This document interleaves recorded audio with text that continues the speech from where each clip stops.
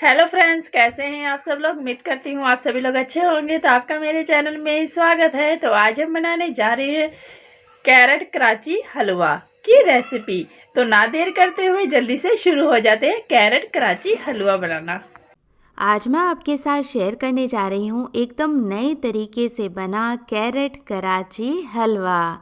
Super soft और super spongy ये हलवा बनाने के लिए ना ही गाजर घिसने की ज़रूरत पड़ेगी और ना ही इसे बनाने के लिए हम किसी भी तरह का आर्टिफिशियल कलर या एसेंस का इस्तेमाल करेंगे। एकदम नेचुरल वे में बने इस हलवे को लंबे समय तक स्टोर भी किया जा सकता है। तो चलिए ये सिंपल लेकिन टेस्टी कैरेट कराची हलवा बनाना शुरू करते हैं। इस रेसिपी को बनाने के लिए हमें चाहिए होंगी गाजर। तो ये मैंने आधा किलो गाजर अच्छे से धोकर साफ कर ली है। गाजर को धोने के बाद इनका आगे और पीछे का हिस्सा हटा दिया है और इन्हें छील लिया है।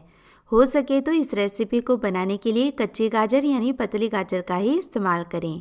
अब गाजर को हमें इस तरह से काट लेना है। अब गाजर को क्योंकि हमें पीस कर लेना है तो ज़्यादा छोटे टुकड़े काटने की भी ज़रूरत नहीं है, बस इन्हें रफली इस तरह से चॉप कर लें।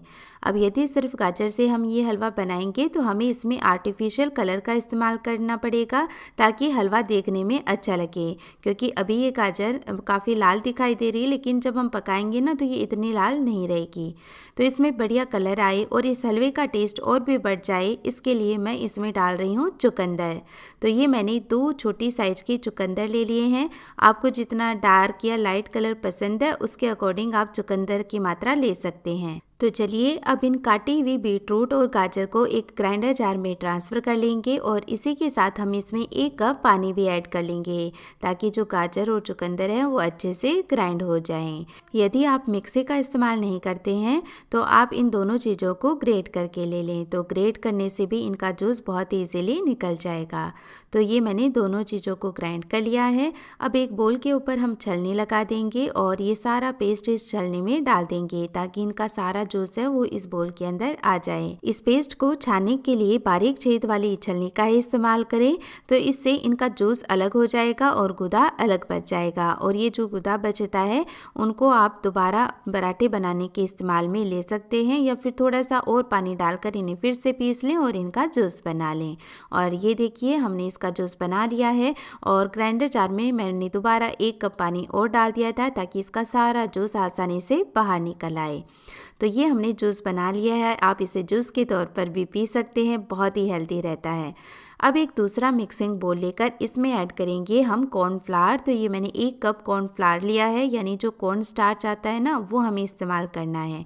और अब जो जूस हमने बनाया था वो इस मेजरिंग कप को माप कर इसके अंदर ऐड करेंगे। तो 1 कप हमने कॉर्नफ्लावर लिया है तो 2 कप हम ये जूस ऐड कर लेंगे। तो हमने पहले ही सारी चीज़ें माप करके ली थी, तो टोटल इसमें से 2 कप जूस का निकल आया है। और बढ़िया से सारी चीज़ों को मिक्स कर लेते हैं ताकि इसकी गुठलियाँ हैं वो ख़त्म हो जाएं। तो ये हमने कॉर्नफ्लावर को अच्छे से जूस के अंदर मिक्स कर लिया है और देखिए बहुत ही अच्छा गुलाबी कलर भी इसका आया है। तो चलिए अब हम आगे बढ़ते हैं। अब हम हलवा बनाने के लिए एक कढ़ाई गरम करेंगे और इसके अंदर डालेंगे 2 कप चीनी। और कटोरी देखें तो 1 बड़ी कटोरी मैंने ये चीनी का लिया है और चीनी का आधा यानी 1 कप हम इसमें पानी ऐड करके चीनी को अच्छे से घुलने देते हैं।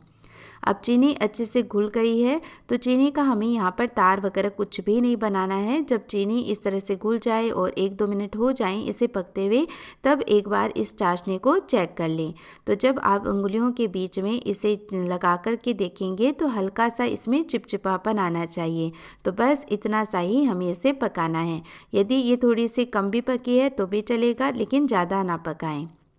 अब ये जो हमने कॉर्नफ्लावर और जूस का मिक्स बनाया था इसे एक बार ऐसे मिक्स कर लें, क्योंकि जो कॉर्नफ्लावर होता है वो नीचे तले में बैठ जाता है। फिर हम चम्मच चलाते रहेंगे इसके अंदर और धीरे धीरे ये जो मिक्सचर है वो इस कढ़ाई के अंदर डालते जाएंगे। गैस का फ्लेम मैंने मीडियम रखा है और देखिए इस तरह से जब हम चला रहे हैं ना तो इसमें बिल्कुल भी गुठलियाँ नहीं बन रही है। यदि हम पूरा मिक्सचर एक साथ डालकर इसे फिर चलाएंगे ना तो इसमें लम्प्स पड़ सकते हैं। तो बस इसे अब हमें लगातार ही चलाना है। तो इस हलवे में आपको सारी प्रोसेस लगातार चलाते हुए ही करनी है। अभी तो इसे देखकर आपको ये लग रहा होगा कि ये कितना पतला है, भला कैसे जमेगा, लेकिन इसमें डाला गया है कॉर्नफ्लावर और कॉर्नफ्लावर जैसे ही पकेगा वो गाढ़ा हो जाएगा। तो बस उसी से ये कराची हलवा बना करके तैयार किया जाता है। अब मुझे इसे पकाते हुए 5 से 6 मिनट हो गए हैं। तो अब ये गर्म हो गया है और गर्म होते ही देखिए कैसे ये जमने भी लगा है। तो बस इसे हमें बिल्कुल नहीं छोड़ना है, इसे लगातार चलाते रहें। और कुछ ही मिनटों में देखिए मैं आपको फास्ट फॉरवर्ड करके ये वीडियो दिखा रही हूँ कि कैसे धीरे धीरे ये सारा मिश्रण एक पेस्ट के रूप में कन्वर्ट हो जाएगा। और ये देखिए है ना, मैंने कहीं भी वीडियो कट नहीं किया है और कितना अच्छा ये गाढ़ा हो गया है मिनटों में। तो देखिए कितने बढ़िया शाइन भी इसमें आ गई है।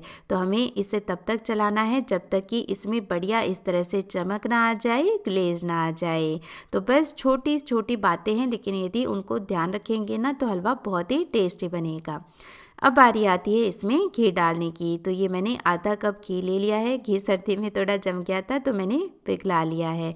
तो यहाँ पर इस आधे कप के में से मैंने इसका तीसरा हिस्सा डाल दिया है और इसे अब अच्छे से मिक्स करेंगे और लगातार चलाएंगे। अभी तक ये सारा मिश्रण कढ़ाई में काफ़ी चिपक रहा था, लेकिन जैसे ही इसमें घी जाएगा ना इसका कलर भी डार्क हो जाएगा और जैसे ही ये घी के अंदर पकेगा ये कढ़ाई छोड़ने लगेगा। अब जो शुरुआत में हमने घी डाला था उसने ये सारा घी एब्जॉर्ब कर लिया है। तो अब थोड़ा सा घी हम और डालेंगे और इसे फिर से मिक्स करेंगे।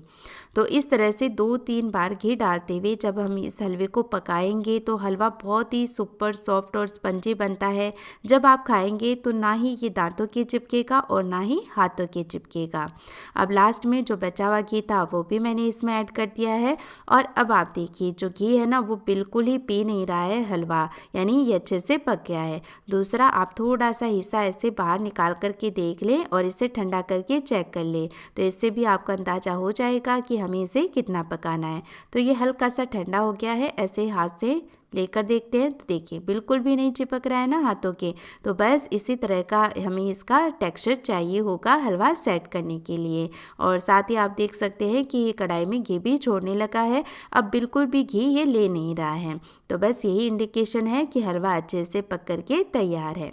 अब हलवे को सेट करने के लिए यहाँ पर एक ग्लास ट्रे को मैं घी से ग्रीस करके ले रही हूँ। आप कोई भी नॉर्मल बर्तन का इस्तेमाल इस हलवे को सेट करने के लिए कर सकते हैं, ये बहुत ही आसानी से निकल आता है।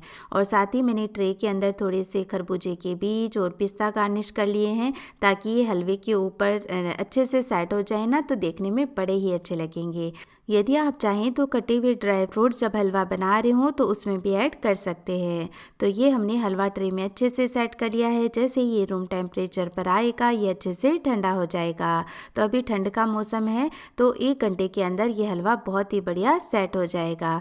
तो जब तक हलवा सेट हुआ मैंने बचे हुए गुदे से इस तरह से पराठे बना करके तैयार कर लिए हैं और बहुत ही सॉफ्ट और टेस्टी पराठे बन करके तैयार हुए हैं और ये बहुत ही ज़्यादा हेल्दी भी है।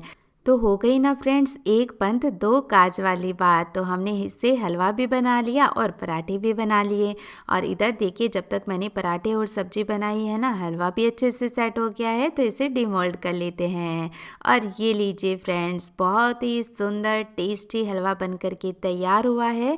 तो इसके जो एजेस हैं मैं इन्हें काट लेती हूँ और फिर आप चाहें तो इन्हें चौकोर पीसेस में कट कर लें या फिर डायमंड शेप में कट कर लें। तो मैं आज इन्हें डायमंड शेप में कट कर रही हूँ। तो ये छोटे छोटे डायमंड शेप के पीसेस देखने में बड़े ही अच्छे लगेंगे। और ये लीजिए हमारा सुपर सॉफ्ट कैरेट कराची हलवा बनकर के तैयार है जो बहुत ही टेस्टी है। और जब आप खाएंगे तो ना ही ये दांतों के चिपकेगा और ना ही हाथों के चिपकेगा। इस हलवे को आप 1 महीने तक भी स्टोर कर सकते हैं। और देखिए इसकी सॉफ्टनेस है ना, कितना ज़्यादा सॉफ्ट और स्पंजी। तो फ्रेंड्स मेरी आपसे रिक्वेस्ट है आप भी ज़रूर से ये हलवा बनाएं और कैसा बना प्लीज़ मुझे कमेंट करके ज़रूर बताएं। कैरेट कराची हलवा बनकर हो गया है तैयार। अगर आप भी बनाना चाहते हैं और खाने का मन कर रहा है गाजर का हलवा, तो मेरे ही तरीके से गाजर का हलवा बनाकर देखिएगा, आप लोगों को बहुत ही ज़्यादा स्वादिष्ट लगेगा।